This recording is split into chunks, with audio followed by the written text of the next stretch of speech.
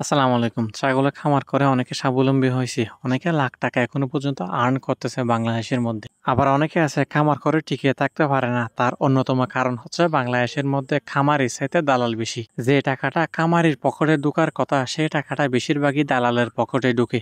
যার কারণে অধিকাংশ খামারই এই সেক্টরে এসে লসের শিকার হয়। আপনারা যারা নতুন করে খামার শুরু করতে চাচ্ছেন কিন্তু খামারের কাজের নলেজ আপনাদের নাই। কোন কোন কাজগুলো এখানে কন্টিনিউ করতে হবে এই ভিডিওটি দেখলে আপনার হয়তোবা এই বিষয়টা খুব সুন্দরভাবে আপনারা বুঝতে পারবেন।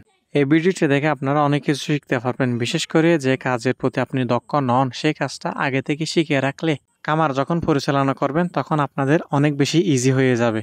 আসলে সত্যি কথা বলতে কি এই সমস্ত কাজগুলো খামারের সেক্টরে আসার আগেও আমি তেমন কোনো বুঝতাম না। আলহামদুলিল্লাহ এখন মোটামুটি বুঝি আর কি।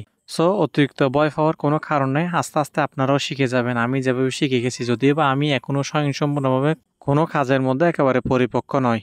বর্ষাকালে ৩ মাস পর্যন্ত আমি এই ঘাসের জমির মধ্যে কোনোভাবে ঘাস দিনে দেখা যাচ্ছে এখানে প্রচুর পরিমাণে ঘাসের সংকট দেখা যাচ্ছে।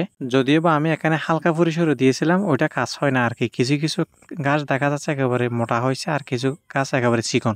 তবে আলহামদুলিল্লাহ জার্মান ঘাসটি আমাদের এদিকে এত বেশি ফলন হয় যেটা বলে বোঝানো যাবে না। এই ঘাসগুলো আমি কাটছি যে প্রায় আপনার ১ সপ্তাহের একটু বেশি হবে।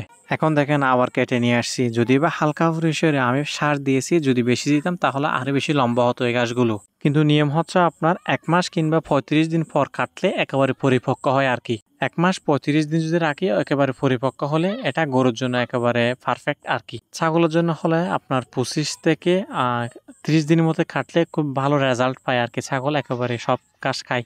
যদিও আমি ২০ দিন পর পর কাটার একটা সিদ্ধান্ত নিয়েছি। এর আগে কাটলে ঘাস খুব একটা বরকত হয় না আর কি। কিন্তু কিছু করার নাই, এখন পরিস্থিতির শিকার একটু ঘাস সংকট হয়েছে যার ফলে এই সমস্ত কচি ঘাসগুলো সময়ের আগে আমার কেটে খাওয়াতে হচ্ছে।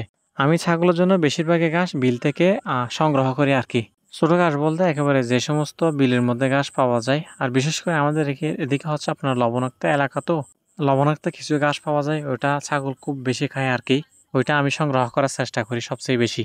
আমি বেশিরভাগই বিকেলে ঘাস কেটে এনে সকালে ওদেরকে দিই আর কি। ওই দিন হচ্ছে আপনার একটু সমস্যার কারণে আমি একেবারে সকালে চলে গেছি ঘাস কাটার জন্য।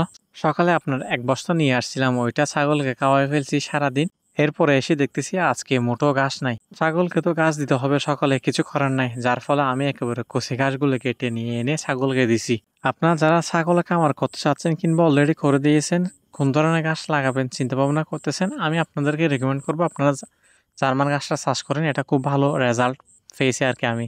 আর ছাগল খুব মজা করে খায় এই সমস্ত ঘাসগুলো। জার্মান ঘাস যদি আপনি ২০ থেকে ২৫ দিনের ভিতর খাটেন এটা ছাগলের জন্য একেবারে পারফেক্ট। আর জার্মান ঘাস অনেক বেশি সফট, যার ফলে ছাগল অনেক বেশি মজা করে খেতে পারে।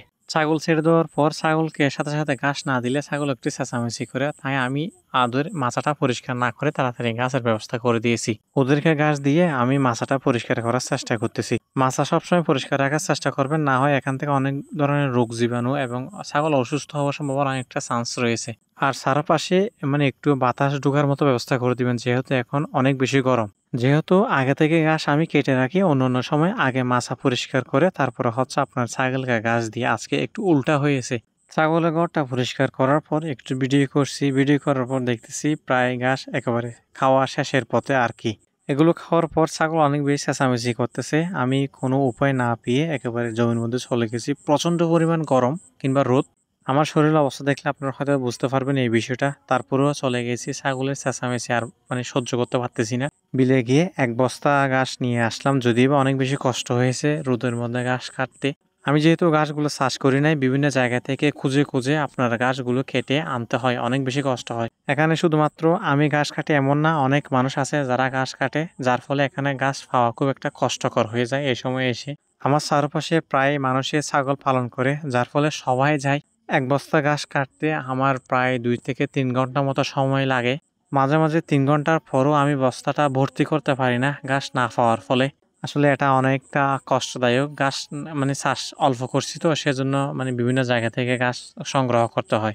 সেজন্য আমি যখন বিল থেকে ঘাস কাটি তখন আমি বিকেলে যাই। বিকেলে একটু ঠান্ডা, যদিও বা গরম থাকে, গরমের পাশাপাশি একটু বাতাসও থাকে আর কি বিকালে। সেজন্য আমি একটা রুটিন তৈরি করছিলাম যে আমি বিকেলে গিয়ে ঘাস কাটবো। ওই ঘাস আমি দুপুর পর্যন্ত খাওয়াবো কালকে।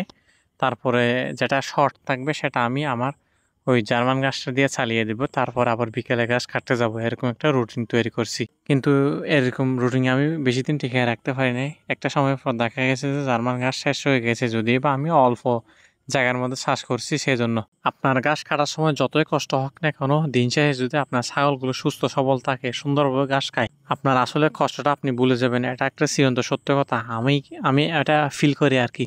এরপর আমার ২-১টা ছাগল একটু অসুস্থ হয়েছে, আমি এগুলো ট্রিটমেন্ট করতেছি। আপনি যখন খামার শুরু করবেন, আপনি আস্তে আস্তে সবকিছু বুঝে যাবেন আর কি। আমি আপনাদেরকে এতটুকুই রিকমেন্ড করব, আপনারা অল্প দিয়ে শুরু করেন। যখন আপনি অল্প দিয়ে শুরু করবেন, এই সমস্ত টুকটাক বিষয়গুলো আপনার জানা হয়ে যাবে। এরপর আমি জার্মান ঘাসের ওইদিকে চলে যাচ্ছি। ওইদিকে আমি আপনাদেরকে প্রথমে বলছিলাম যে একটা ঘাস মোটা আর একটা ঘাস চিকন। এটার কারণ হচ্ছে আপনার ওই সার মানে কম দেওয়ার ফলে আমি সার দেওয়ার চেষ্টা করতেছি। এখন অল্প পরিসরে সার নিয়ে গেছি, যদিও বা আরও অনেকবার মানে গিয়ে আমি এখানে সার ছিটাইছি, ওটা ভিডিও মেক করি নাই আর কি। সার দেওয়ার পর একটু পানি দিলে ভালো কাজ করে, যেহেতু এখন বৃষ্টির দিন, যদিও বা ২-৪ দিন হয়ে গেছে বৃষ্টি হচ্ছে না। তারপরও আমি কালকে সকাল অবধি বুঝে মানে যদি বৃষ্টি না হয়, সেক্ষেত্রে আমি আপনার ওই এখানে একটু পানি দেওয়ার চেষ্টা করব। না হয় এখানে কাজ হবে না সার দিও, যদি পানি না দিই আর কি। সো আপনারাও ঘাসের জন্য একটু ঠিক টাইমে সার দিবেন, আমার মতো অবহেলা করবেন না, না হয় আপনারাও কষ্টের মধ্যে পড়ে যাবেন। ছাগলের খামার করলে কয়েকটা জিনিস নিয়ে একেবারে অবহেলা করা যাবে না। সেটা হচ্ছে আপনার ঘাস, দ্বিতীয়ত হচ্ছে আপনার ট্রিটমেন্ট সুন্দরভাবে যদি করতে না পারেন, একটু অবহেলা করেন। যদি বা আমি নিজেও অবহেলা করি অনেক সময়, অনেকগুলো মানে কারণে হয়ে যায় আর কি। এরকমটা করা মোটেই উচিত নয়। সবাই ভালো থাকবেন, সুস্থ থাকবেন। আসসালামু আলাইকুম।